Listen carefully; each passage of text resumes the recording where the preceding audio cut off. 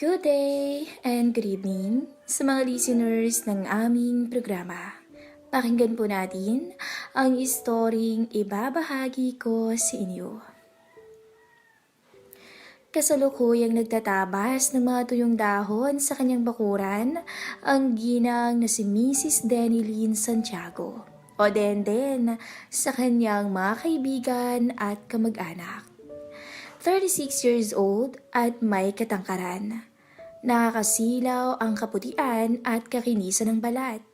Maiyahalin tulad to kay Marian Rivera. Ang Mr. ni Denden ay isang kapitan ng barko, kaya masasabing may kaya ito sa buhay. Kaya naman nagagawa at nabibili nito ang anumang gugustuhin. Mabait at loyal si Denden sa kanyang mister na si Baron. Ni minsan ay hindi ito nagtaksil sa kanyang asawa. Sanay na tong kontrolin ang kanyang sarili lalo na sa mga gabing hinahanap-hanap niya ang yakap at kalinga ng kanyang mister. Ngunit isang lalaki ang dadaan sa kanyang buhay na siyang mag-uudyok sa kanya sa isang minsang pagkakasala. Habang naglilinis, ay nakita ni Denden ang binatang si Jimara. Nagtatrabaho bilang boy ng kapitbahay nila. Ang alam ni Denden ay parehong nasa abroad ang mga amo nito at tanging lolo lang nitong driver at katulong ang kasama nito sa pinagsisilbihan nilang bahay. Hindi alam ni Denden kung ilang taon na si Jimara. Pero ang tansya niya ay 15 taon ang tanda niya sa binata. Madalas itong makita ni Dende na pinagmamasdan siya ng palihim. At alam niyang nag-aantay ito ng pagkakataon na makitaan siya sa kanyang katawan, kaya madalas niya tong sungitan kung makasalubong niya sa daan. Hay nako, sabi ko na nga ba nakamasid na naman ang batang to sa akin. Kaasar? Ang bastos? Ang bata-bata pa Naku, kung di lang nakakahiya, isinigawan ko na to. Ay, hayaan ko na nga lang. Masisira lang ang araw ko. Maglaway ka dyan, no? Uwi ka ni Denden sa sarili. Tama ang hinala ni Denden, na madalas nga siyang manmana ni Jimar ng palihim. Nagsimulang umaligid si Jimar sa ginang nang minsang makita niya itong nag-aayos ng mga halaman. Nagkataon na walang suot na pangilalim sa kanyang harapan noon si Denden. Kaya nang yumuko ito sa harapan ng binata, ay kitang-kita nito ang kalusugan ng ginang. Simula ng araw na yun, ay madalas nang abangan ni Jimar ang ginang. At ito na ang naging laman ng kanyang mga pantasya at imahinasyon kapag siya ay nagsisikap mag-isa. Grabe talaga tong si Aling Denden. Ang ganda na, ang sexy pa. Hindi mo akalaing nasa 30s na. Mukhang dalaga pa Ang ganda-ganda ng kutis. Makurabang balakang. Ay, ganyang babaeng gusto kong maging asawa at maging unang karanasan ko sa kama. Sigurado akong di ko makakalimutan yun. Sambit ng pilyong binatilyo. Biglang nakaramdam ng lungkot ang binata dahil alam nitong hanggang pangarap na lang niya ang magandang ginang. Dahil alam nitong may asawa at anak na ang kanyang hinahangaang babae. Mabilis lumipas ang araw. At laging ganon ang nagiging routine ng dalawa. Kung hindi makikita ni Denden si Jimar na pinagmamasdan siya sa umaga, ay tiyak makikita niya to sa hapon pag oras ng pakikipaglaro na niya sa kanyang anak. Naiirita man ay di na sinita pa ni Denden si Jimar at hinayaan na lamang to sa trip niya. Iniisip na lamang ni Denden na nasa edad na si Jimar, kaya't normal na lang dito ang pagka-curious sa babae. Isang gabi, katatapos lamang ni Denden na maligo at kasalukuyang nagpapahangin sa beranda ng kanyang kwarto at nagmumuni-muni. Ganito ang ginagawa ni Denden pag dumarating ang pagkakataon na siya ay nakakaramdam ng uhaw sa mister na nasa barko. Nagpapahangin siya dito habang nakahiga sa isang resting bench at lumalanghap ng sariwang hangin. Ganito ang ginagawa niya hanggang sa makatulog na siya sa lugar na yon. Nakamanipis na pantulog lamang noon si Denden nang makitang may liwanag sa kanyang bandang paanang direksyon sa bandang itaas ng bahay nila Jimara at sigurado siyang ilaw yon mula sa isang cellphone. Shit, binibidyohan ako? Lokong bata to talaga, sumusobra na. Siguro dapat ko lang tapusin ang kalokohan ng pilyong to. Umanda ka nga sa akin. Nagmamadaling lumabas ng kanyang bahay si Denden at asar na tinungo ang kabilang bahay at mabilis na nag-doorbell. Pinagbasta naman siya ng binatang si Jimara na nakasuot ng manipis na boxer shorts kaya halata rin ang tinatago nitong alas bilang lalaki. Hindi ito nakaligtas sa mata ni Denden at napalunok na lang bigla. Asan ang lolo mo? Kakausapin ko. May gigil na salita ni Denden. Ha? Wala pong lolo, as ospital po eh.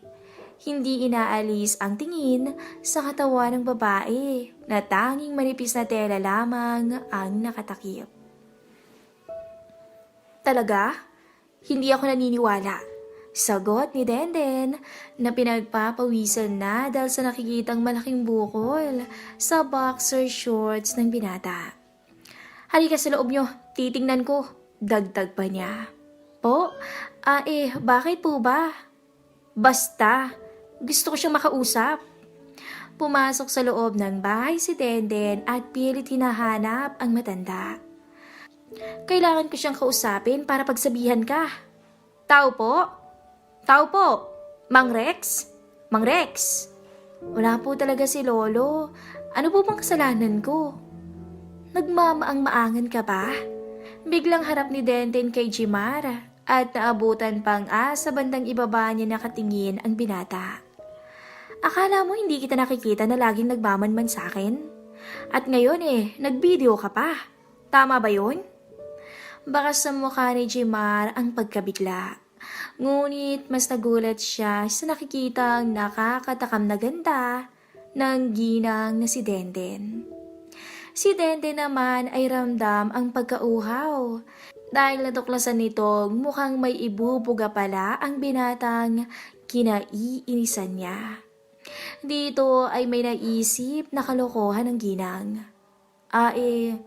Sorry po Ma'am Denden, di na po mauulit. Naakit lang po talaga ako sa inyo eh. Takot na boses ni Jimara.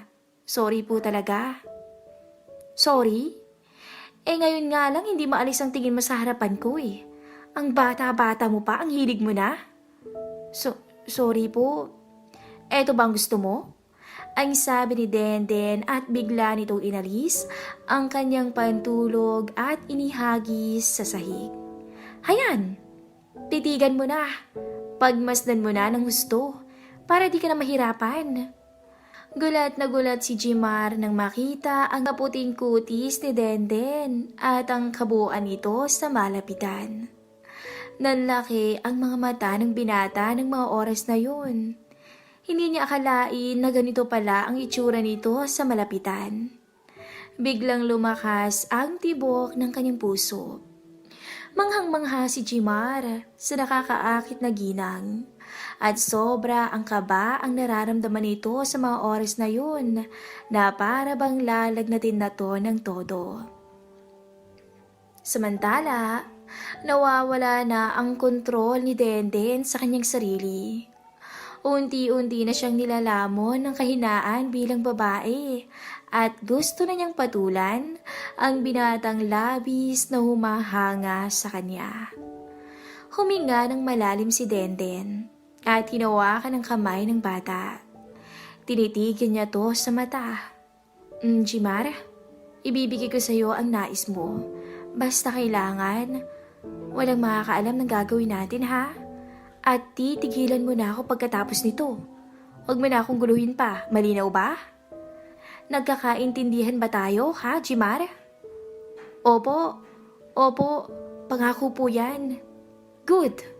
At walang ano-ano'y lumuhod si Denden sa harap ng binata at ibinaba ang shorts nito. Nagulat na lang si Denden sa kanyang nabungaran dahil sa tansya niya ay mas nakalalamang pa ang binata kaysa sa kanyang mister. Tiningnan ni Denden si Jimar sa mata at tinanong, "May experience ka na ba sa babae, iho?" "Wala po. Wala pa po. Ito pa lang po ang first time ko. Tsaka ayoko mang aminin pero may gusto po ako sa inyo. Yung katulad niyo po ang pangarap kong maging una ko at mapangasawa." Nabigla ang magandang ginang sa pag-amin ni Jimara sa nararamdaman nito para sa kanya. Lihim na pangiti si Denden na para bang kinilig na dalaga. Okay lang ba sa'yo na gaya kong may edad na ang magiging una mo kung sakali, iho? Opo, opo. Kayo nga po talagang babaeng gusto kong maging una ko. Sa puntong yun ay tuluyan nilang tinugunan ang pangangailangan ng isa't isa. Pinahiga ng ginang sa sahig si Jimar at agad din siyang sumampa dito. Napasigaw na lang si Denden nang matamasa ang pag-iisa nila ng binata. Ito ang unang beses na may ibang lalaking aangkin kay Denden maliban sa kanyang asawa. Halos mabaliw naman si Jimar nang unang maranasan ang alapaap sa kanyang pinapangarap pa mismong babae. Hindi makapaniwala ang binata na nasa kanyang harapan ngayon ang babaeng lagi niyang pinapantasya. Sa mga oras na yon ay baliw na baliw si Denden sa binatang mas nakahihigit sa kanyang asawa. Bigay todo ang ginang at tila ba nakalimutan na ang kanyang mahal na asawa. Tuluyan ang nalunod sa kumunoy ang dalawa hanggang sa tuluyan nilang makamit ang rurok. Nagmistula silang lantang gulay sa sahig at pagod na pagod. Hindi maiwasang ngitian ni Denden ang binata dahil sa kakaibang alapaap na natamasa mula kay Jimara. "Salamat po. Pwede po bang makaulit sa inyo bukas?"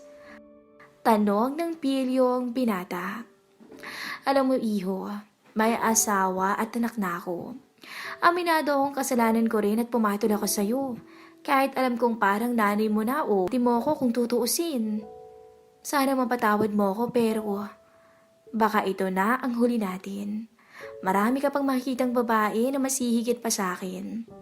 Yung mas kabagay sa'yo at malapit sa edad mo. Yung mamahalin mo talaga at hindi lang dahil sabik ka sa kama. Nagkakaintindihan ba tayo, iho?" "Opo, pero pwede po bang mag-request?" "Ano yun?" "Kahit isang halik po sana bago kayo umalis. Kasi simula nung una ko po kayong makita ay naging crush ko na po kayo talaga. Walang araw po na hindi kita pinangarap.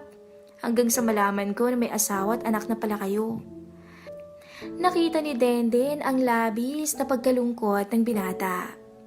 Napangiti na lang siya at masuyong pinigyan ng matamis na halik ang binata at sinabing, "Hayaan mo, iho. Kakausapin ko yung amo mo na sa akin ka nalang magtrabaho bilang boy para lagi mo akong makita araw-araw ng malapitan, okay?"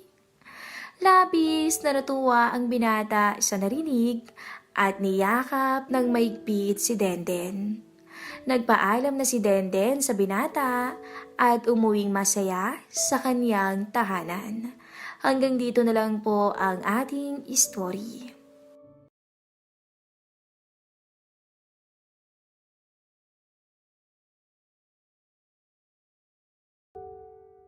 Good day and good evening sa mga listeners ng aming programa. Pakinggan po natin ang mixing storying ibabahagi ko sa inyo. May mga pagkakataon na umuwi ako ng Pilipinas mula Germany na hindi ko kasama ang matanda kong asawa na si Haynes. Kaya naman malaya akong nagagawa ang mga gusto ko, lalo na sa pagdihaw sa init at uhaw na aking nadarama. Ito yung mga nakaw kong sandali para pasayahin at tugunan ang pangangailangan ko bilang babae na hindi na kayang ibigay sa akin ng mister kong sobrang tanda na. Nakailang araw na ako dito sa Pinas nung minsan akong magbakasyon. Gusto ko mang labanan ang nasa isip ko na pagtaksila ng asawa ko. Pero sa edad ko noon na 32, nilamon ako ng aking kahinaan at pagkapilya. Isang gabi, inaya ako noon ng mga kumari ko para magbar. Matapos ang chikahan at happy hour, ay nag-umpisa ng mag-uwian ang mga kumari ko dahil sa mga pamilya at anak nila. Kaya naman ako ang naiwan na lamang na mag-isa. Medyo tipsy na ako nang nakakita ako ng isang hot guy na may tattoo. Talagang na-turn on ako noon at ginusto ko agad na lapitan yung lalaki. Pero sa kasawiang palad, natapos bigla ang pagpapakyut ko nang makita ko na may kasamang buntis na babae at 2 bata yung poging lalaki na obvious na misis at mga anak niya yun. Sobrang na-disappoint ako at nainggit sa misis ng maswerteng nalahian ng gwapo. Ako man ang nasa poder niya ay kakalimutan ko rin ng family planning pag ganyang kamacho ang mister ko. Lumipat na lamang ako at umupo sa isang sikat na coffee shop para magpatanggal ng tama at magpahinga saglit at uminom ng mainit na cappuccino habang tinatanaw ang mga tao na naroon. Karamihan mga grupo ng kabataan na nabibilang sa henerasyon ng millennials at Gen Z. Doon ko napansin ang mga binatang lalaki na nasa edad 19 hanggang 22 na nakatambay sa table na malapit lang sa pinto ng shop. Nabatid ko sa kanilang usapan na parang naganap sila ng babaeng customer. Pati sa mga kilos at tingin nila, halata at mararamdaman mong pwede silang arkilahin para magbigay ng aliw sa kahit sinong babae. At doon pumasok sa isipan ko na gumamit ng lalaki kahit magbayad, mawala lang ang uhaw na aking nadarama. Habang pinagmamasdan ko ang grupong yun, ay nabighani ako at pinagmasdan ng gusto ang isang lalaki na nasa edad 20. Matangkad siya, around 5'11", moreno, krukat ang gupit, chinito at kalukalag ni Tony Labgrusca. Mababakas sa lalaki ang muscle nito dahil naka-tank top na lang ito at fitted na pantalon. Napakarumi ng aking isipan sa oras na yon. Iniisip ko na todo bigay yung binata habang magkasalo kaming dalawa sa kama. Lihim akong napakagatlabi habang iniisip ang mga bagay na yon. Ilang saglit ay nahalata ng lalaki na pinagmamasdan ko siya. Lumapit ito sa akin at nabigla ako nang initaan niya ako bigla. Tumayo at wari papalapit sa akin, ngunit na-disappoint ulit ako nang biglang nagtungo ito sa cashier para umorder. Palabas na sana ako nang bigla akong nakita na nasa harapan ko na ang binatang gwapo na may hawak pang kape. Nagtanong nito kung pwedeng makiupo, sabay ngiti ulit nito sa akin. Bigla akong natigilan at hindi na nakakilos mula sa aking kinauupuan. Hindi ako nakasagot agad dahil nabighani ako sa mapupungay na mata nito at boses na buong buo. Malalim at lalaking-lalaki ang tunog. Naging matino naman agad ang isipan ko sa gitna ng pagkatuwa at excitement. Pinaupo ko naman ang gwapong binata. Wala munang salitaan na namagitan sa amin. Kindatan at ngitian lang ang aming ugnayan. Para akong nagpapaligaw na dalaga sa oras na yun. Yung tipong teenager na sabik sa crush na boylet. Nawalan ako ng kahihiyan na kahit sa edad kong to, ay pinili kong lumande sa lalaking halos anak ko na lang ang edad. Ang mahalaga sa akin ngayon ay mapasakin ang nakakatakam na binatang to. Ilang saglit pa ay nagkwentuhan na rin kami. Inamin ko ang ilang bagay sa aking sarili, tulad ng aking edad. Na may asawa akong matandang foreigner at may anak na rin. Binanggit ko rin sa kanya ang tunay kong pangalan. Wala naman akong pangamba na magpakatotoo sa kanya, total panandali ang aliw lang naman ang pwedeng mamagitan sa amin.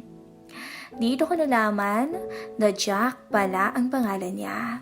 At nagulat ako nang malaman kong nagtatrabaho siya bilang kargador sa umaga. At sumasideline lang siya sa mga kababaihan tuwing gabi dahil kulang na kulang daw ang kinikita niya para sa kanyang pag-aaral. Bigla akong naawa sa kanyang kalagayan. Ngunit nangibabaw ang uhaw at pagkasabik sa aking pagkatao na pwedeng ibigay sa akin ng gwapong binata na kaharap ko ngayon. Halos kalahating oras rin kaming nagkwentuhan hanggang sa tinapat ko na siya.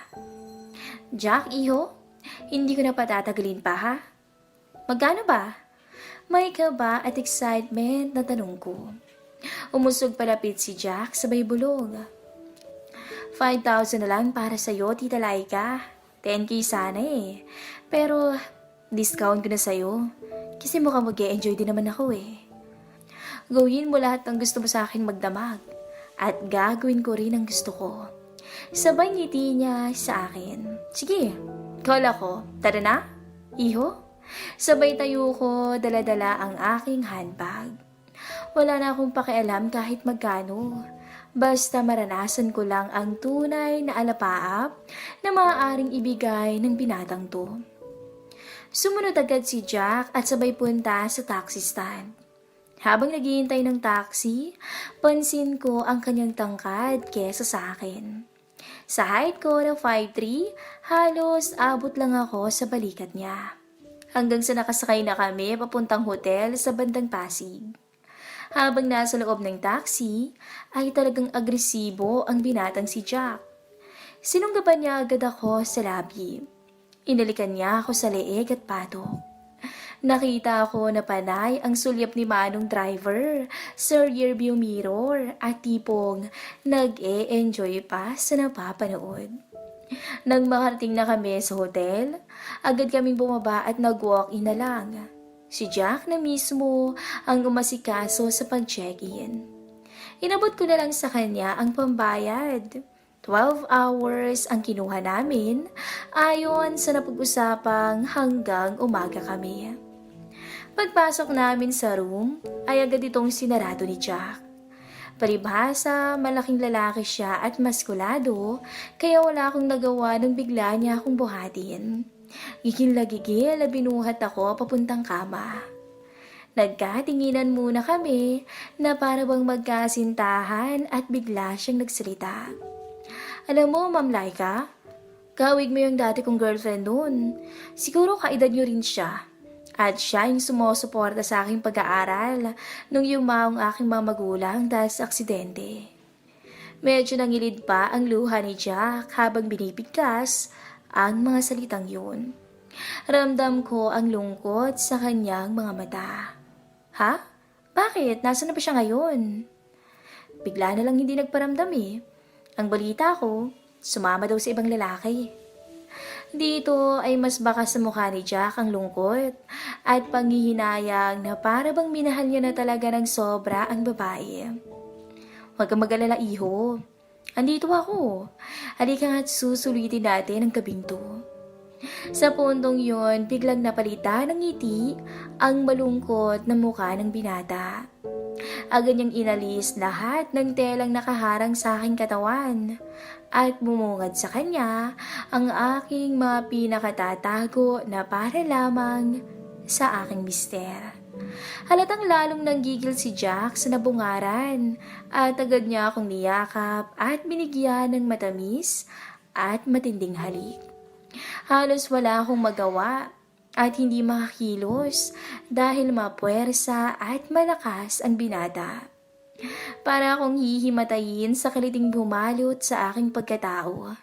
Nang bumaba ang halik ni Jack sa aking leeg at pababa pa ng pababa. Wala akong magawa habang hawak ko sa ulo si Jack. Para siyang batang gutom na gutom. Kaya bata-bata, napakahusay na sa isip-isip ko. Dahil gigil na gigil kami pareho ay agad kong binukas ang aking mga hita para paunlakan ang lalaki ngayon ko lamang nakilala. Agad binuhat ni Jack ang mga binti ko at isinampay sa kanyang balikat. Para kaming bagong kasal na gigil sa isa't isa. Ikinagulat ko ang sumunod na pangyayari. Sinampal niya ako ng 2 beses. At walang ano-ano'y, napasigaw na lang ako nang matamasa ko ang pag-iisa naming dalawa ng binatang si Jack. Grabe, napaka-agresibo ng binatang to. Hindi makakalain na sa likod ng maamo at gwapong mukha niya ay halimaw pala to sa pagbibigay aliw sa mga babaeng katulad ko. Pero imbis na magalit at masaktan ako, ay lalong naantig ang aking pagkauhaw. Hindi ako makareklamo sa kahit anong dahas na gagawin niya sa akin. Maya-maya ay bigla akong binuhat ni Jack at isinandal sa pader. Walang kahirap-hirap na binuhat niya ako. Sa gayon ay patayo niya akong inangkin ng buong buo. Humanga ako sa lakas at resistensya ng binatang to. Para lang akong manikang kayang-kaya niyang buhatin habang nagpapakasa sa kaming dalawa. Inilingkis ko na lang ang aking mga kamay at braso sa kanyang leeg habang ang mga paa at binti ko sa kanya namang bewang ko iniyakap.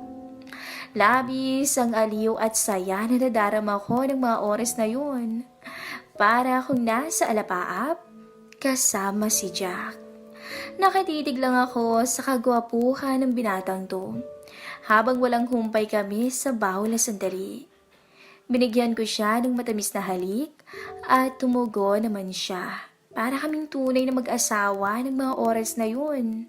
Hanggang sa tuluyan na nga niya akong inalipin ng magdamag at halos mawalan na ako ng malay sa pagod. Pero hindi niya pa rin ako tinantanan. Ilang sandali pa ay tuluyan naming narating ang rurok. Hanggang sa tuluyang kumalas si Jack sa akin. Nahiga ito sa kama sa sobrang pagod. Habang naiwan akong lupaypay sa sahig lang walang kahit anong suot. Pagod na pagod man ay matinding aliw naman ang naranasan ko kay Jack. Naging sulit ang gabi ko sa binata. Inabutan ko siya ng pera nang higit pa sa napagkasunduan dahil lubos niya akong napaligaya at sa isip-isip ko ay para maidagdag din sa kanyang pag-aaral. Nagkita pa kami ng ilang beses habang narito ako sa Pilipinas at tila may nabuo na ngang pagmamahal sa aming dalawa. Ngunit masakit man ay tinapat ko siya na kahit gustuhin man namin ay mali at bawal ang aming relasyon dito sa Pilipinas. Hanggang sa tuluyan akong nagpaalam sa kanya pagkatapos ng aking bakasyon. Bumalik ako sa asawa ko sa Germany, baon ang mga matamis na alaala ni Jack. Aminado ako na medyo nahumaling din ako sa binatang yun dahil napakalambing, marespeto at hanggang maginoo naman ang binata sa aming ugnayan. Pero ibang-iba siya pagdating sa kama. Medyo wild at may pagkabastos. Ngunit yun ang tipo kong lalaki. Maginoo pero bastos. Kung nasaan man si Jack ngayon, I wish him well. Hindi ko hinuhusgahan ang napili niyang kinabubuhay. Wala akong karapatan dahil ako mismo pumatol sa kanya bilang kliyente. Pero sana, mas okay na siya ngayon at may iba ng direksyon sa buhay. Hindi naman kasi panghabang buhay ang kanyang kakisigan. Swerte na lang na minsang nagdaan ang binatang to sa aking buhay. Kahit maikling panahon lang, ay tinuring niya akong parang isang tunay na kasintahan. Hanggang dito na lang po ang ating maiksing story.